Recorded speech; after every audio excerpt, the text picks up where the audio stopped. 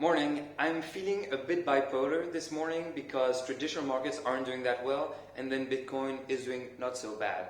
Let me start with traditional markets. S&P down 1.2%, Nasdaq down 2.6%, nothing crazy but just still significant moves. The 10-year yield, which was close to 1%, dropped back down to 0.88%. So we did not cross that resistance we were hoping to.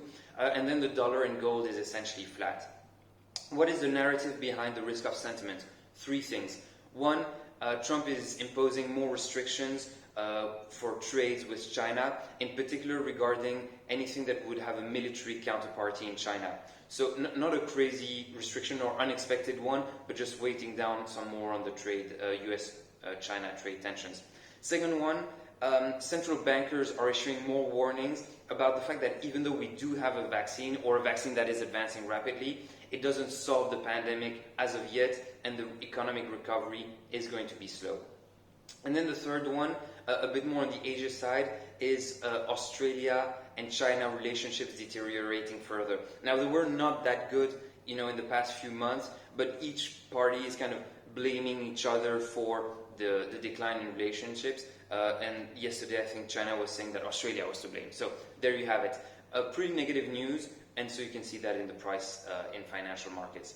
On the crypto side, though, Bitcoin is up. We're up more than 4%. We're at $16,320 US, which is, of course, a multi-year high and super supportive of that continuing uptrend we've seen. The volumes are close to all-time high. The open interest on derivatives exchange, such as the CME, but even some unregulated exchanges, is also at an all-time high. And then I was looking at a chart, which is in the written version of this video, on the number of addresses, of Bitcoin addresses sending out transactions. And it's also hitting an all-time high, not multi-year, but all-time high. So super supportive of that whole Bitcoin activity, interest from investors, from traders, and so very optimistic for the future, let's say. So what's happening? Actually, PayPal, which had announced that they would offer crypto services, has actually released their crypto services ahead of time for eligible US clients. And that comes through an overwhelming demand from them. And it's, again, so enthusiastic for the space to see that bigger player moving forward rapidly with crypto services. Something also I would like to remind about PayPal is they're licensed under the New York Bit license. And so that means that if they sell one Bitcoin, they have to buy one Bitcoin on behalf of the client. Or basically, they have to replicate the client's transaction in real Bitcoin terms. It's not a CFD, it's not a contract, it's not a promise to sell or promise to buy. It's an actual, you buy one Bitcoin, PayPal has to buy one Bitcoin.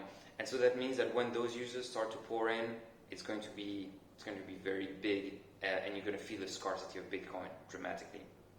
A quick mention about altcoins. They're not doing well. They're not doing well in USD terms, and definitely not well in Bitcoin terms. And it's interesting to see that alt investors seem to be looking at traditional markets instead of Bitcoin, and seeing the risk of sentiment and not wanting to take that risk within the crypto space and going back to safety, which is Bitcoin in the crypto world. So as a result, you can see the Bitcoin dominance actually shooting back up, not close to the 66 that we had seen recently, but around 65, which is definitely an elevated level and higher than we were earlier this week. That's it for me today. I wish you a great day and a great trading day. Also, if you've looked at the video this far, feel free to like, subscribe, even hit the bell icon, and I'm posting these daily updates on a daily basis.